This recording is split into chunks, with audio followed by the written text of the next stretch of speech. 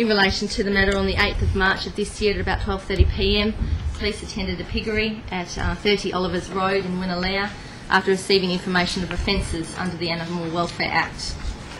The manager and one of the directors, being the defendant, was spoken to by police and participated in a video interview and a walkthrough of the piggery.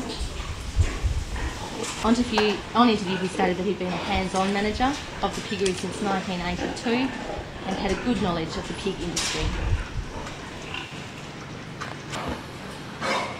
But they're in sort of racks, are they?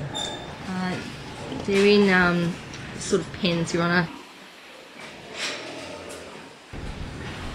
In relation to the one that had the ear tag 12, he stated that sow had been lame for 2 weeks. He didn't know or endeavour to find out the reasons why its rear right leg was so inflamed. He was hoping that the swollen leg would repair so that the sow could be sold. He sought no veterinary advice. He stated that he was aware that it should be shot and knew that he should have gotten rid of her.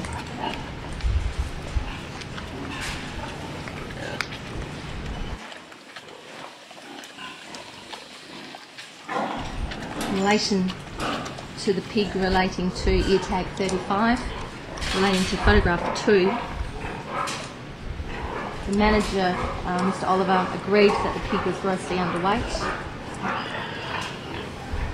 He said he provided her with no treatment as he believed he might have been able to sell her, although he realised a month earlier that she was in no condition to sell.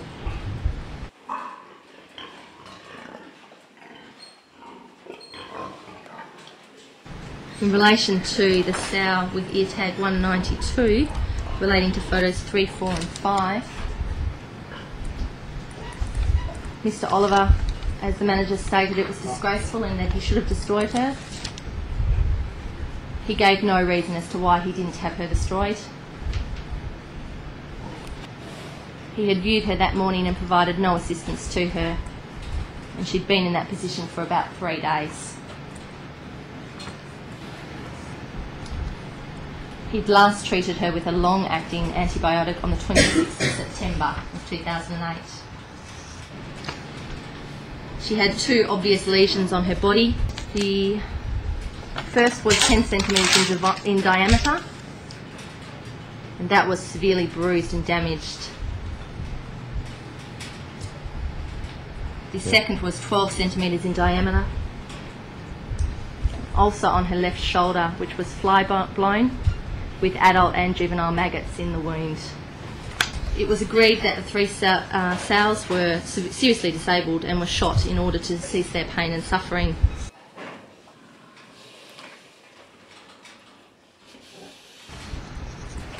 The group pens were also building up a large layer of faeces. He admitted that they hadn't been cleaned in 2 months. Oliver states that he receives veterinary advice once a year from South Australian vet consultant Dr. Lloyd, who last attended the piggery in November of 2008.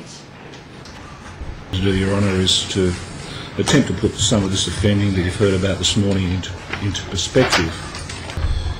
Oliver's have been operating the piggery for something like 30 years. And obviously he's had a number of clients over the operation of his business for the last 30 years who have never had an issue with the quality of his product, or he uses the specialist vet from South Australia who's a specialist in the pork industry and held in high regard Australia-wide. But it hasn't been a pleasant time for Mr. Oliver and his family.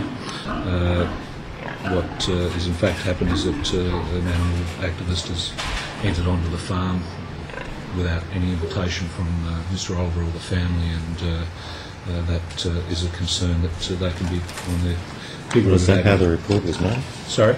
Was that how the report was made? I understand that was how it was made, actually. But yeah, obviously it's... Might as well have turned out to be in the public interest, right? Oh, you could say that, Your Honour.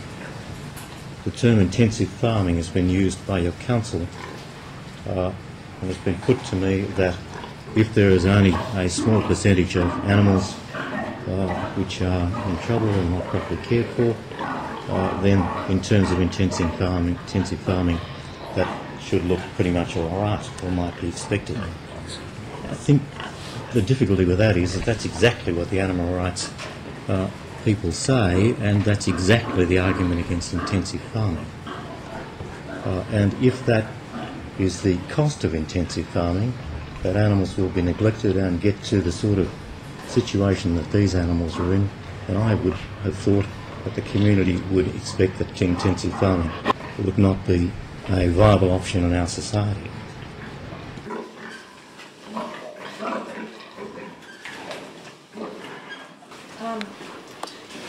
We've now moved into another shed where we've found another dying pig.